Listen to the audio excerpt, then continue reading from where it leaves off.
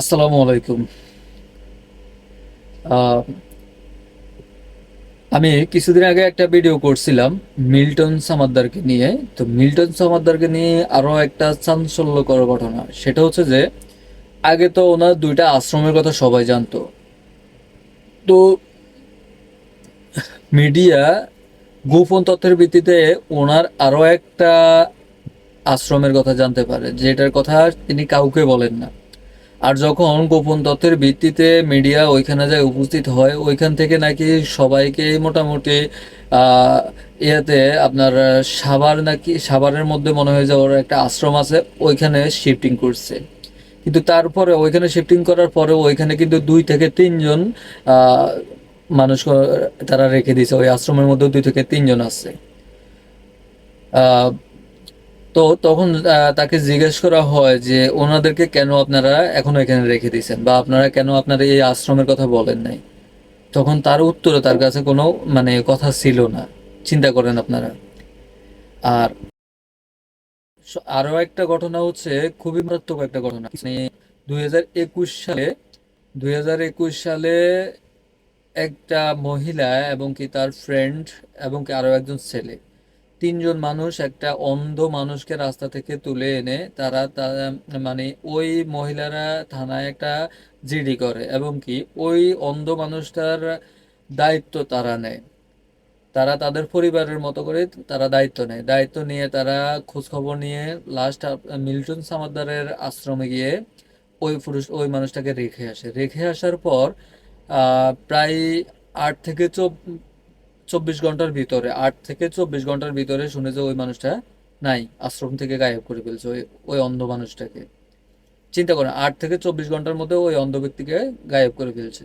এরপরে যখন ওই মহিলা ওই পুরুষের খোঁজ খবর নিতে যায়, তখন তাকে বলে যে তার এর কাছে আপনার পরিবারের মানুষকে খুঁজে পাওয়া গেছে, তার পরিবারের মানুষকে পরিবারের মানুষের কাছে তাকে দিয়ে দিছে।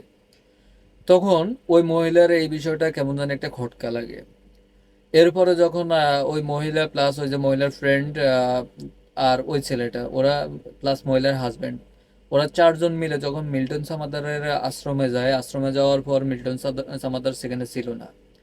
5 মিনিট অপেক্ষা করার পর মিল্টন সামাদার যখন আসে, সাথে তার ওয়াইফ আসে। যখন আহ, ওই মহিলা, তো ওই যে ওই অন্ধ ব্যক্তিটার কথা জিজ্ঞেস করে যে ওই মানুষটা কোথায়, বা ওই মানুষটাকে আমরা ওই মানুষটাকে দেখতে চাই। তখন মিল্টন সামাদ্দার গিয়ে ওই মহিলাকে মারধর শুরু করে দেয়। সাথে সাথে মিল্টন সামাদ্দারের ওয়াইফও ওই মহিলাকে মারধর শুরু করে। যখন তার হাজব্যান্ড তাকে বাঁচাতে যায়, তখন তাকেও মারধর করে। চিন্তা করেন কত বড় ডেঞ্জারাস মানুষ হলে হতে পারে। এরপরে যখন ওইখানে ওরা ওই যে ওর মহিলার ফ্রেন্ড প্লাস ওই ছেলেটা, ওরা যখন এগুলো ঠেকাতে যায়, তখন তাদেরকে জিম্মি করে ফেলে, ওইখানে আটকে রাখে তার লাঠিয়াল বাহিনী দিয়ে। এরপরে যখন ওইখান থেকে কোনো রকম বের হতে পারে, বের হবার পর যখন ওই থানাতে, যে থানাতে জিডি করছিল, ওই থানার ওসির সাথে যোগাযোগ করে, তখন থানার ওসি তাদেরকে বলে যে আপনারা এটা নিয়ে সামনে না আগানোই ভালো হবে। কারণ মিল্টন আমাদের হাত অনেক লম্বা। চিন্তা করেন, কার কাছে কি অভিযোগ জানাবে। যার কাছে অভিযোগ জানাবে তারাই বলতেছে এটা নিয়ে যেন সামনে না এগোয়। এরপরে ওনারা হতাশাজনকভাবে এটা নিয়ে ওরা চুপ হয়ে যায় ভয়ে, কারণ আত্মসম্মানের ভয়। আর ঠিক আল্লাহ ঠিক বিচার করে মানুষের। মিল্টন সামাদ্দারের আসল মুখোশটা কিন্তু এখন খুলে গেছে। আর এটা নিয়ে এখন মোটামুটি মিডিয়া বলেন, জনগণ বলেন, সবাই জেনে গেছে। এরপরে এখন আবার জানা গেছে যে মিল্টন সামাদ্দারের পাশেই, আশ্রমের পাশেই একটা গ্যারেজের মধ্যে 1.5 কোটি টাকা দামের একটা গাড়ি, যে লোক বাসা ভাড়া দিতে পারতো না, তার 1.5 কোটি টাকা দামের গাড়ি পাশের গ্যারেজেই থাকে। চিন্তা করেন তাহলে কত টাকা লুটিপাটি খাইতেছে আশ্রমের নামে।